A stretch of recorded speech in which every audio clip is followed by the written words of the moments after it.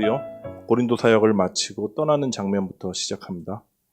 18절에 보니까 바울이 더 여러 날 고린도에 머물다가 형제들과 이제 작별을 하고 수리아로 떠나갑니다. 근데 브리스길라와 아굴라도 함께 가요. 바울이 일찍이 이제 서원이 있었으므로 갱그레아에서 머리를 깎았다 이렇게 기록돼 있죠. 제가 이제 성 소피아 성당 가서 벽화를 보면서 그때 처음 알았는데 바울이 숱이 굉장히 없습니다. 네. 거의 뭐 다 벗겨진 그런 모습으로 이렇게 그려져 있어요. 안 그래도 숱이 없는 머리를 왜 다 밀어버렸을까요? 누가가 그 이유를 일찍이 서원이 있었기 때문이다 이렇게 밝히고 있습니다. 신학자들은요 2차 전도여행 떠나기 전에 바울이 아마 나시린에 서원을 했을 것이다 이렇게 추정하고 있습니다. 그리고 유대인의 결례를 따라서 서원이 끝나는 날 감사제를 드리거든요. 그때 그 관습에 따라 정결 예식으로 머리를 깎았다고 보고 있어요. 혹자는 이런 질문을 할 수 있습니다. 그렇게 자유를 얘기하고 은혜를 얘기하더니 왜 유대 관습에 아직도 얽매여 있냐? 여러분 한번 생각해 보세요. 참 자유가 뭘까요? 나는 이렇게 자유한데 너는 왜 이렇게 율법적이냐? 여러분 이런 게 자유가 아닙니다. 진짜 자유는 율법이나 관습에 매이지 않으면서 동시에 자유하다고 하는 그 태도에도 매이지 않는 거예요. 무슨 말인지 모르시는 표정들이신데 바울이 그렇게 했습니다. 유대주의에 매이지도 않았고요. 그렇다고 소위 자유주의자처럼 살지도 않았습니다. 둘 다 상관을 안 했어요. 비본질적인 것에서는 굉장히 유연하고 또 포용적이었습니다. 성경을 보니까요, 바울은 율법적인 사람들을 끌어안기 위해서 스스로 관습의 매인 자처럼 행동했고요. 또 자유와 방종을 왔다 갔다 오가는 이방인들을 또한 친구로 삼기 위해서 자유인으로 행했습니다. 이렇게 스스로 얘기해요. 내가 더 많은 사람을 얻기 위해서 사실은 모든 사람에게 내게 자유로우나 스스로 모든 사람의 종이 되었다. 이게 참 자유자의 모습입니다. 여러분 다 아시듯이 바울이 율법에는 특심이 어떤 사람이었어요. 어떻게 그렇게 짧은 시간 안에 이렇게 자유로워졌을 수 있을까요? 성령님 때문입니다. 고린도후서에 바울이 이렇게 얘기해요. 주는 영이시니 주의 영이 계신 곳에는 자유가 있느니라. 여러분 성령께서는 우리를 자유케 하십니다. 그분은 진리의 말씀을 깨닫게 하시고 그 진리가 우리를 자유케 하신다는 예수님의 말씀을 이루어 주십니다. 여러분 자유하십니까? 마가교회를 특징 짓는 단어를 하나 딱 꼽으라 하면 제가 뭐라고 한번 말씀드렸는데 자유. 자유. 근데 여러분 이 자유는요 세상이 생각하는 자유와 전혀 달라요. 제가 말씀드렸듯이 예수님이 진리가 너희를 자유케 하리라 그러셨잖아요. 세상은요 내 뜻대로 내 마음대로 하는 걸 자유라고 생각합니다. 그렇지만 성경은 우리가 자발적으로요 진리의 말씀에 순복해서 우리를 그 말씀에 진리에 묶을 때 참 자유하다 이렇게 말씀하세요. 그리고 성령께서 그렇게 해주신답니다. 본문 19절에서 21절에 나오는 바울의 모습을 한번 볼게요. 바울이 에베소에 도착했거든요. 여느 도시처럼 처음에 회당에 들어가서 유대인들에게 복음을 변증합니다. 성경에 이렇게 나와요. 에베소에 와서 그들을 거기 머물게 하고 자기는 회당에 들어가서 유대인들과 변론하니 여러 사람이 더 오래 있기를 청했다. 에베소 지역의 유대인들의 반응이 좀 특이하죠. 굉장히 호의적이에요. 보통 바울이 회당에서 복음을 전하면 첫 반응은 늘 반대하고 적대하는 거였습니다. 그냥 그게 일반적이었어요. 근데 에베소에 있는 유대인들은요. 바울 더 오래 있으면서 우리에게 말씀을 전해줘. 이런 반응을 하는 거예요. 안 그래도 모욕당하고 적대당하고 핍박당하는데 진절머리가 난 게 바울 아닙니까? 한 번도 받아본 적이 없는 이 호의를 받으니까 얼마나 좋았겠어요. 힘이 됐을 거예요. 이곳 에베소야말로 정말 복음이 깊이 뿌리 내릴 아주 준비된 땅이구나 이런 생각도 들었을 겁니다. 그래서 주저앉고 싶었을 법도 한데 머물러 달라는 이 부탁을 단칼에 거절합니다. 말씀을 볼게요. 여러 사람이 더 오래 있기를 청하되 허락하지 아니하고 작별하여 이르되 만일 하나님의 뜻이면 너희에게 돌아오리라 하고 배를 타고 에베소를 떠났다. 여러분, 이게 성령의 사람입니다. 참 자유인의 모습이에요. 하나님의 뜻이라면 사람들이 아무리 호의적이고 또 좋은 열매를 맺을 것 같이 보여도 뒤도 안 돌아보고 떠날 수 있는 겁니다. 또 하나님이 허락하시면 박해와 핍박이 있더라도 그대로 머물면서 묵묵히 있는 거예요. 바울이 고린도에서 했던 것처럼요. 복음성과 가사 중에 그런 게 있죠. 주님 말씀하시면 내가 나아가리라. 주님 뜻이 아니면 내가 멈춰서리라. 나의 가고 서는 것 주님 뜻에 있으니 주님 나를 이끌어 주시옵소서 하는 겁니다. 실제로 바울은요, 사도행전 18장 22절에서 2차 전도 여행을 다 마쳐요. 가이사랴에 상륙해서 올라가서 교회의 안부를 물은 후에 안디옥으로 내려갑니다. 파송교회가 있는 수리아 안디옥으로 3년여의 전도 여행을 다 마치고 돌아가요. 근데 23절에 바로 3차 전도 여행을 떠나요. 다음날 떠난 것 같지는 않고요. 그래도 길게는 수개월 정도 머물고 좀 채비를 한 다음에 떠난 것 같습니다. 23절에 바로 얼마 있다가 떠나 갈라디아와 브르기아 땅을 차례로 다니며 모든 제자를 굳건하게 했다 이렇게 나오죠. 여기 3차 전도여행의 주무대가 바로 에베소예요. 에베소. 바울은 다시 에베소로 돌아와서 3년이라는 시간 동안 사역을 합니다. 왜냐? 성령께서 에베소로 다시 인도하셨기 때문이에요. 정말 사도다운 모습이죠. 사도가 무슨 뜻인지 아세요? 보내심을 받았다, 보내심을 받은 자 이런 뜻이에요. 누구 보내심을 받은 거죠? 하나님의 보내심을 받은 자들이에요.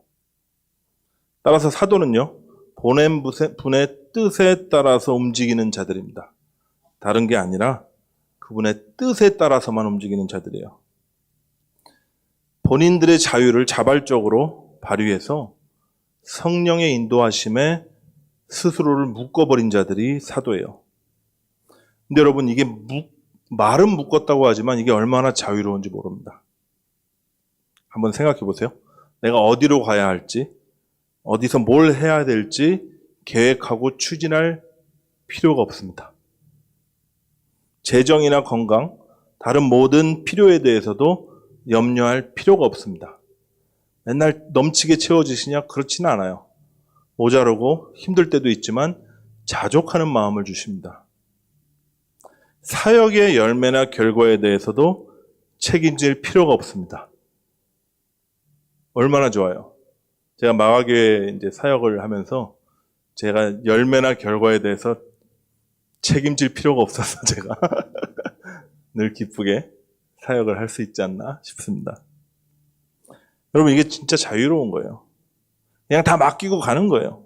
마치 바람에 몸을 싣고 가는, 제가 예전에 설교 제목으로 민들레 홀씨처럼 성령으로 난 사람들은 참 자유인들인데 이들은 이런 자들이다 예수님 말씀하셨어요.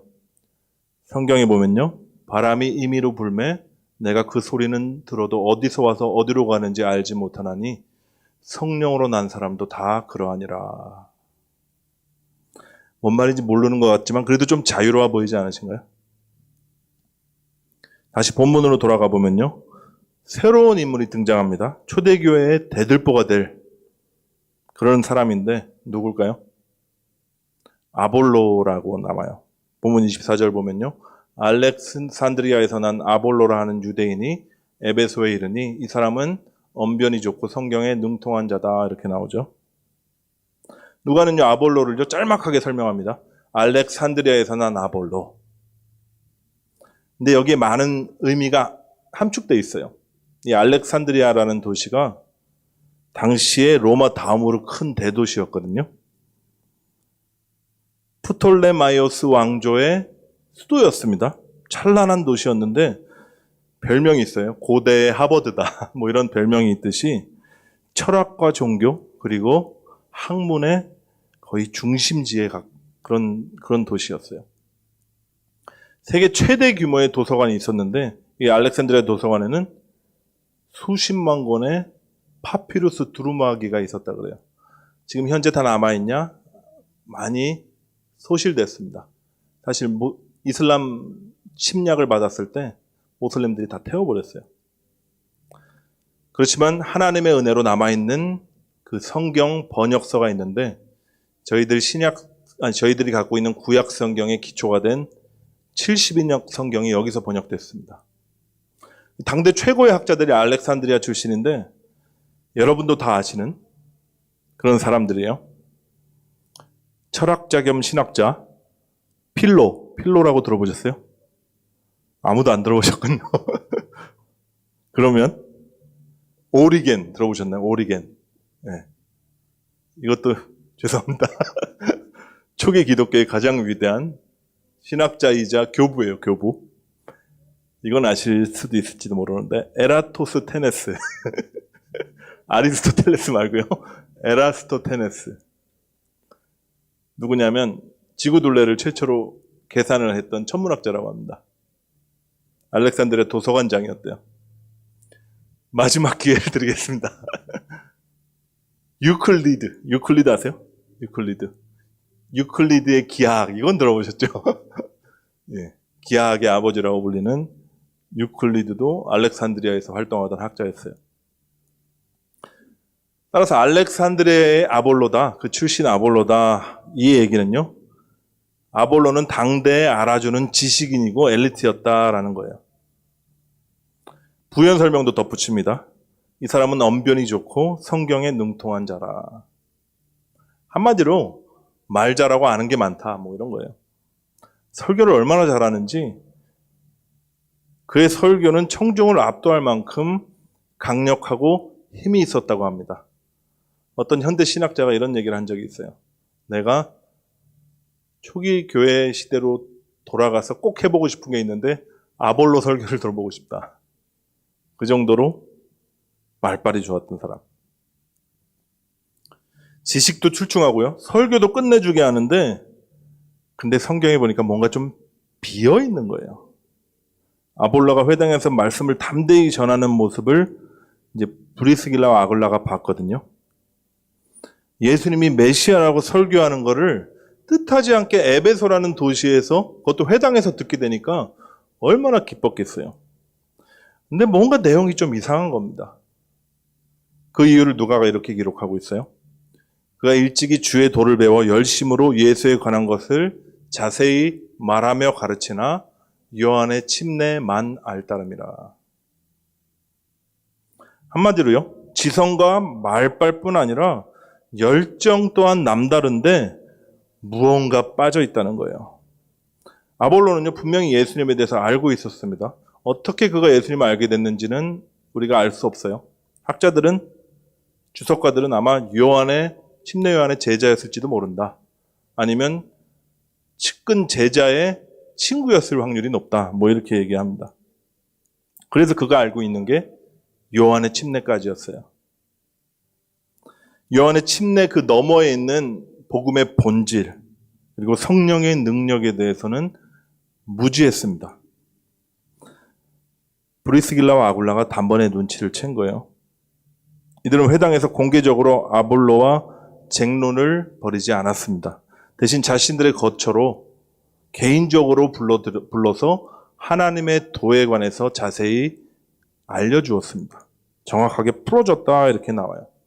성경에 보니까 그가 회당에서 담대히 말하기 시작하거늘 브리스길라와 아굴라가 듣고 데려다가 하나님의 도를 더 정확하게 풀어 이르더라.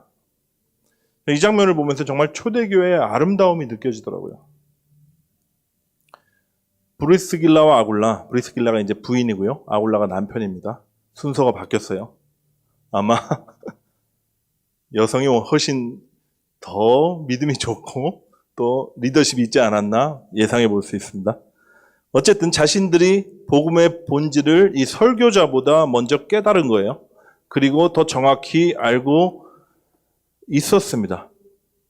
그런데 뻐기지도 않았고요. 또 공개적으로 아볼로에게 망신을 주지도 않았습니다. 쟁론하지도 않았어요. 대신 조용히 사적인 자리로 불러서 겸손한 자세로 복음의 본질에 대해서 풀어줍니다. 자신들도 받은 것이기 때문에 아마도 바울로부터 많은 것을 받았을 거예요. 그래서 거저 받았으니 거저 준다 하고 잘 풀어서 설명해줘요. 여기 부부의 처신도 참 대단하지만 아볼로는 또 어떤가요? 탁월한 지성인이었어요. 설교가였던 그가 처음 보는 정말 딱 보기에도 노동자 행색을 하고 있는 여성의 가르침 앞에 무릎을 꿇고 배웠습니다. 얼마나 겸손한 모습입니까? 그래서 이런 목사님 계신가 모르겠어요. 이런 겸손함이 아볼로에게 있었기 때문에 그는요, 자신이 가지고 있는 지식으로 사람들을 찍어 누르지 않았어요. 화려한 언변으로 자신의 존재를 증명해 보이지도 않았습니다. 대신 참 복음의 진리를 듣고 깨달았기 때문에 이제는 성령의 붙들림을 받아서 교회를 세우는 영광스러운 도구가 되었어요. 고린도 지역으로 가서 아볼로가 어떻게 사역했는지 한번 보십시오. 그가 감에 은혜로 말미암아 믿은 자들에게 많은 유익을 주니 이는 성경으로서 예수는 그리스도라고 증언하여 공중 앞에서 힘있게 유대인의 말을 이기미러라. 성령의 능력이었습니다. 여러분 잘 보세요. 교회가 하나 되게 하고 그리고 그리스도의 몸을 세우는데 가장 필요한 덕목이 겸손입니다. 사도 바울이 이렇게 권면하죠. 아무 일에든지 다툼이나 허영으로 하지 말고 오직 겸손한 마음으로 각각 자기보다 남을 낫게 여기라. 이런 마음이 한 5절부터 뭐라 그러냐면 너희 안에 그리스도의 마음을 품으라 이렇게 얘기해요. 그리스도 예수의 마음이라는 거예요. 아볼로에겐 이 그리스도 예수의 마음이 있었어요. 그는 초대교회 최고 지도자로 최고의 설교가로 인정받았지만 바울과 아름다운 동역의 관계를 유지할 수가 있었습니다. 재밌는 것은 사실 바울에 대한 이 고린도 교인들의 평가가 좀 혹했습니다. 별로 좋지 않았어요. 고린도후서 10장 10절에 보니까 이렇게 나와요. 그들의 말이, 고린도 교인들의 말이 바울의 편지들은 무게가 있고 힘이 있으나 그가 몸으로 대할 때는 약하고 그 말도 시원하지 않다 하니 인물도 참 없었다 그래요. 어떤 고대 전승에 따르는 어떤 책에는 바울이 대머리였고 안짱다리였고 참 왜소하고 키가 작고 그리고 코는 매부리 코였다. 진짜 이렇게 기록되어 있더라고요. 근데 말도 못하는 거예요. 어버버버 하는 겁니다. 글을 보면 참 아는 거 많고 그 통찰이 대단한데 앞에서 말을 하면 이게 뭔 말을 하는지 모르는 뭐 그런 바울이었어요. 자신도 인정했습니다. 이렇게 얘기했어요. 내가 말은 잘 못하지만 지식은 많다. 반면 아볼로는요 아주 달변가였습니다. 성경에 대한 지식도 바울에게 못 미치지 않았어요. 혹자는 많은 사람들이 히브리서의 저자를 바울이라고 생각하거든요. 그 이유를 뭐라고 생각하냐면 이 정도 구약에 대한 지식이 있는 사람은 바울밖에 없다. 아니 또 있었습니다. 그래서 다른 많은 사람들은 아볼로가 저자이지 않을까 이렇게 예상합니다. 어쨌든 고린도 교인들은요. 아볼로가 설교를 끝내주기 잘하니까 큰 은혜를 받았던 것 같아요. 내부적으로 좀 분열이 생겼어요. 바울파가 생겼고요. 게바파, 베드로파입니다. 워낙 큰 인물이니까 베드로파. 이게 왜 있는지 모르겠지만 예수파도 있었대요. 예수파. 우리는 다 필요 없다. 예수님만 따른다. 그리고 뭐가 있었냐? 아볼로파가 있었어요. 근데 아볼로는 예수님의 겸손을 그 마음에 새긴 사람이었습니다. 자신을 전면에 드러내지 않아요. 겸손히 바울 뒤에 숨습니다. 자신이 쓴 서신서 하나 남아있지 않게 했어요. 오히려 이런 아볼로의 위상을 지켜 세운 것은 바울입니다. 이렇게 얘기해요. 나는 심었고 아볼로는 물을 주었을 때 오직 하나님께서 자라게 하셨나니. 이렇게 자신과 동등된 사역자다, 이렇게 아볼로를 높여줍니다. 그러면 이렇게 좋은 사람인데, 이렇게 위대한 겸손한 지도자를 낳았던 브리스길라와 아굴라의 말씀이 무엇이었을까 궁금하지 않으세요? 사적인 자리로 데리고 가서 하나님의 도를 풀어줬다는데 무슨 얘기를 했을까? 저는요, 성령 침례에 대해서 얘기했던 것 같아요. 아직 요한의 침례라는 그 그림자에 머물러 있는 아볼로에게 이제는 실체가 오셨다. 그래서 성령님에 대해서 알려준 것이에요. 이런 얘기 했을 것 같아요. 예수님이 참 메시아인 건 네가 알지. 그런데 그 예수님이 십자가에서 죽으시고 부활 승천하셔서 성령을 보내셨어. 회개를 통해서 비워지고 돌이켜진 마음에 그분이 오셔서 그리스도의 영으로 다시 태어나게 하는 그 역사를 이루신 것이야. 이런 말씀을 전했을 것 같아요. 여러분, 요한의 침례를 넘어서요, 이제는 성령 안에서 복음의 실체이신 그 그리스도, 그분과 연합하는 성령 침례에 대한 말씀입니다. 침례 요한도 예수님에 대해서 이렇게 얘기했어요. 성령 침례에 대해서 분명히 얘기했습니다. 마태복음 3장에 얘기했는데 같이 읽겠습니다. 시작. 나는 너희로 회개하게 하기 위하여 물로 침례를 베풀거니와 내 뒤에 오시는 이는 나보다 능력이 많으시니 나는 그의 신을 들기도 감당하지 못하겠노라. 그는 성령과 불로 너희에게 침례를 베푸실 것이요. 여러분, 요한의 침례와 이 성령 침례에 대한 이해는 우리에게 굉장히 중요합니다. 신앙생활에 있어서 굉장히 중요해요. 그런데도 불구하고 상당히 오해를 받고 있는 것이 이 성령 침례입니다. 그래서 오늘 설교 이제 후반부인데 이 두 가지 침례에 대해서 좀 깊이 알아볼 예정입니다. 여러분 잘 따라오셔야 돼요. 요한의 침례는 뭐냐? 한마디로 회개의 침례예요. 침례 요한의 말씀을 보면 압니다. 마태복음 3장 7절로 9절에서 좀 길지만 이렇게 얘기해요. 요한이 많은 바리새인들과 사두개인들에게 침례를 베푸는 대로 오는 것을 보고 이르되 이 독사의 자식들아, 누가 너희를 가르쳐 임박한 진노를 피하라 하더냐? 그러므로 회개에 합당한 열매를 맺고 속으로 아브라함이 우리 조상이라고 생각하지 말라. 내가 너에게 이르노니 하나님이 능히 이 돌들로 아브라함의 자손이 되게 하시리라. 이미 도끼가 나무 뿌리에 놓였으니 좋은 열매를 맺지 아니하는 나무마다 찢겨 불에 던져지리라. 먼저 뭡니까? 죄에 대한 자각이에요. 자신들이 독사의 자식들이라는 사실을 깨달으라는 거예요.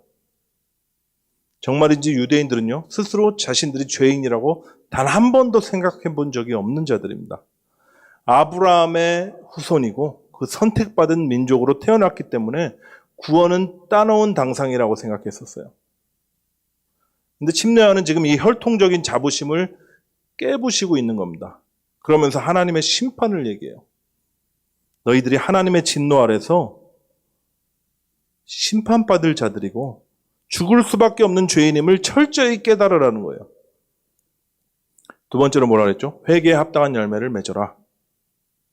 죄를 깨닫고 돌이키는 마음만으로는 안 된다는 거예요.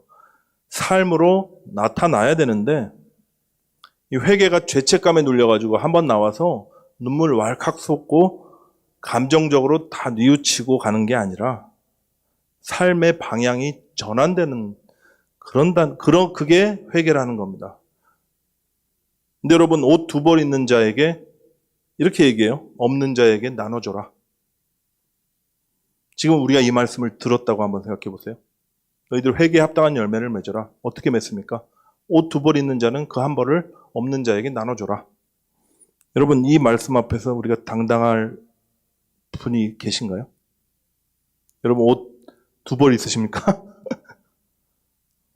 저도 부끄러워서 말을 못하겠지만 그냥 옷방에 꽉 차 있습니다. 그렇다고 홈리스 분 계실 때 옷을 벗어드린 기억은 없어요. 여러분, 이 말씀을 주신 이유가 있어요. 이 말씀을 우리가 지켜내야 될 또 율법으로 받잖아요. 그러면 또 묶여요. 죄를 끊어버리려고 선하게 살려고 노력해봐라. 그게 진짜 회개다. 근데 그렇지 못한 자신을 보면서 절망하게 만드는 것이 율법의 역할입니다. 나는 마음으로 회개했는데 합당한 삶을 살고 싶은데 그렇게 살지 못하는 자신을 보면서 나는 무능한 자구나 하고 인정해야 되는 거예요. 따라서 잘 보세요. 요한의 침례는요, 우리를 상한 심령, 깨어진 마음이 되게 합니다. 근데 여러분, 여기서 멈추면 안 되는 거예요. 자신에 대한 존재적인 절망이 회개라면 우리는 회개를 넘어가야 돼요. 그리고 완전하신 분, 온전케 하시는 주이신 그리스도께 나아가야 되는 겁니다. 여러분, 이게 믿음이라 그래요. 그럴 때 비로소 주님의 은혜를 우리가 입게 되는데요. 깨어지고 상한 그 심령, 그 틈 사이로 성령의 생수가 흘러들어오게 됩니다. 우리 안에 그리스도의 영이 임하게 되고 다시 거듭나게, 태어나게 되는 거예요. 여러분, 이게 성령 침례입니다.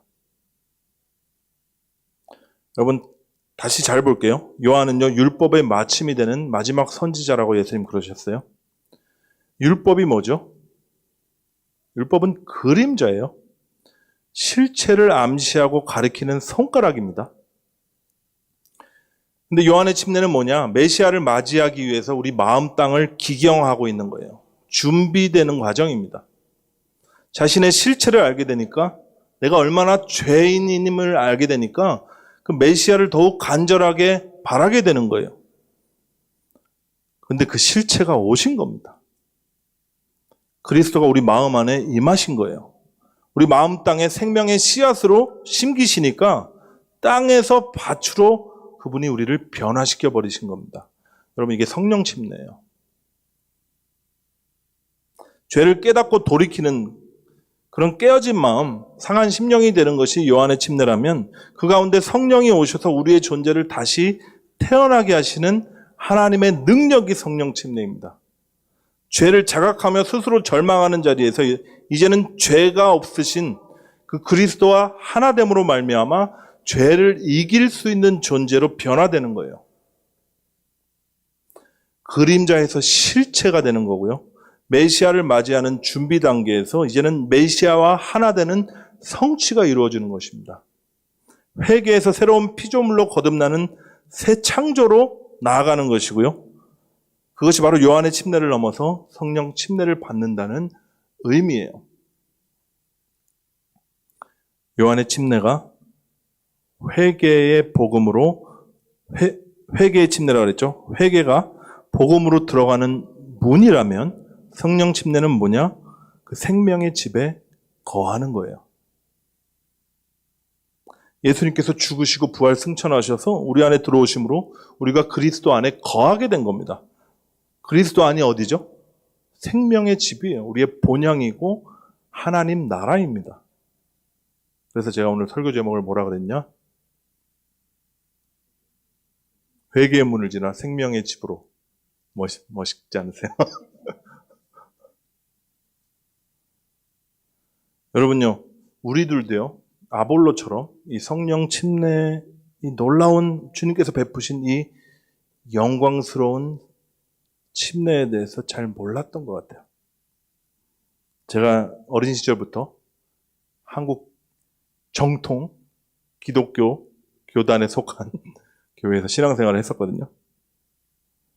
근데 지금 돌아보면 한국 교회 기독교가 요한의 침례 단계에 한참 동안 머물러 있었습니다. 이렇게 믿었어요. 예수 믿고 우리가 구원받아서 천국 가게 됐으니까 이제는 죄 짓지 말고 거룩하게 착하게 살아야 한다. 그러다가 별로 거룩하지도 착하게도 못 사는 자신을 보면서 내가 육신을 입고 있어서 어쩔 수 없지.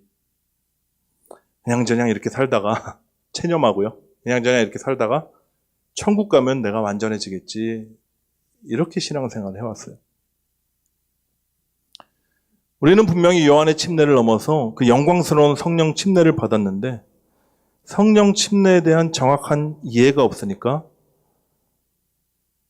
다른 건 뭘 해야 될지를 모르니까 요한의 침례로 다시 돌아가고자 하는 거예요. 그리스도의 영이 우리 안에 들어와서 완전히 새로워진 새 피조물이 되었다고 복음은 선포하고 있는데 이 복음의 본질을 우리가 잘 이해를 못했던 겁니다. 얼마 안 됐어요. 내 안에 그리스도가 계시다.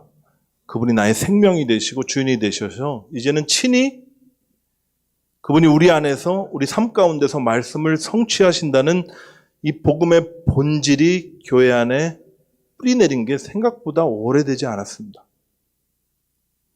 근데 안타깝게도 아직도 많은 성도들이 예전의 이 관념에 많이 묶여 있는 것 같아요.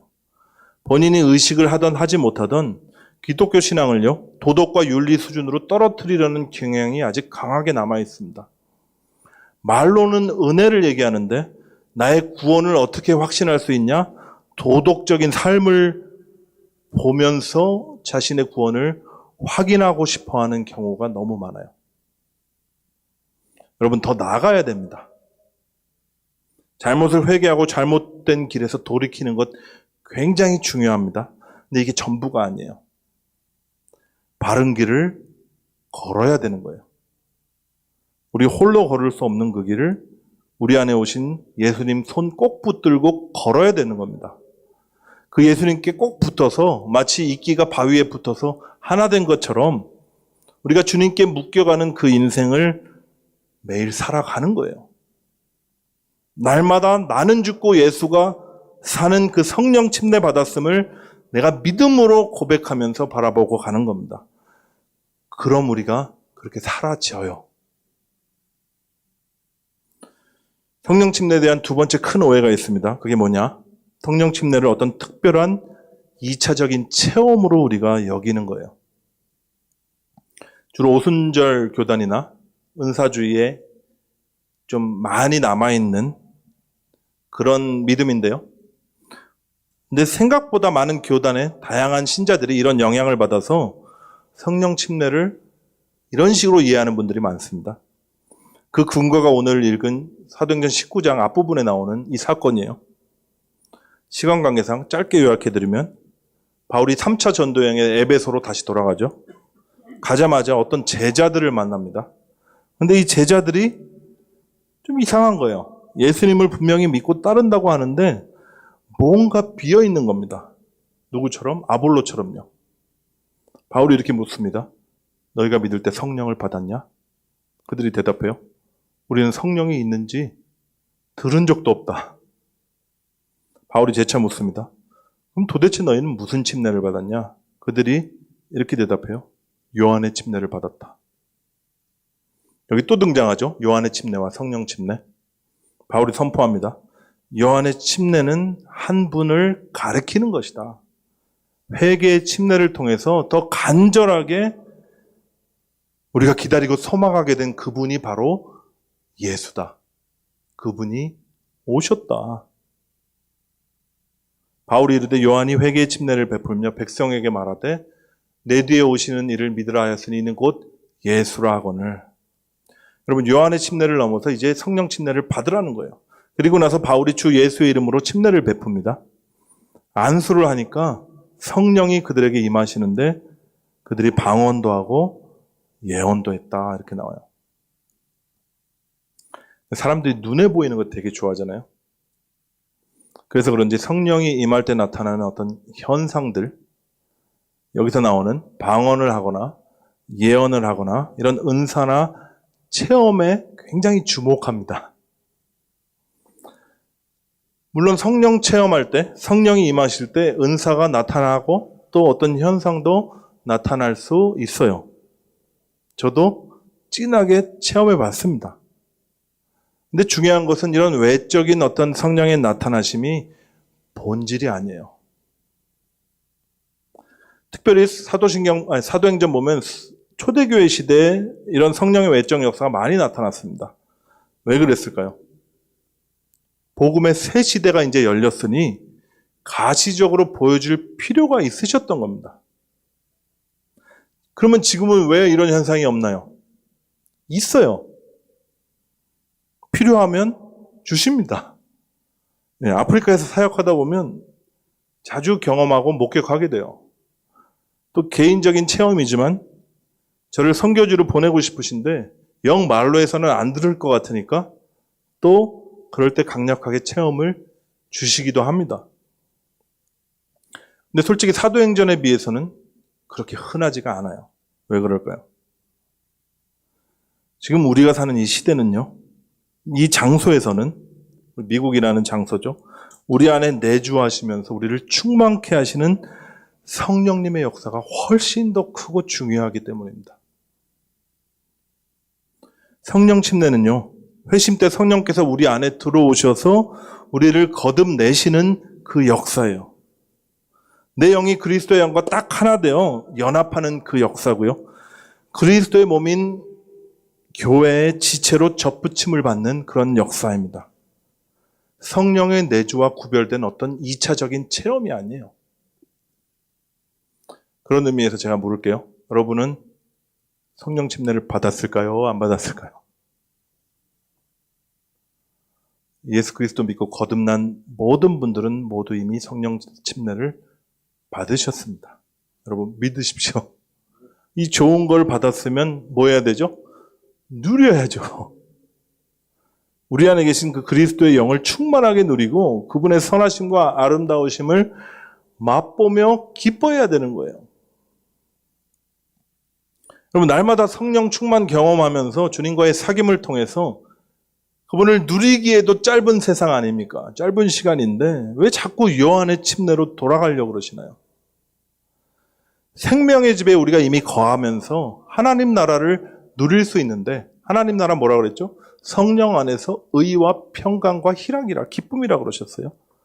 근데 자꾸 회개의 문 밖으로 나가서 한숨을 짓고 눈물 짓고 계시나요?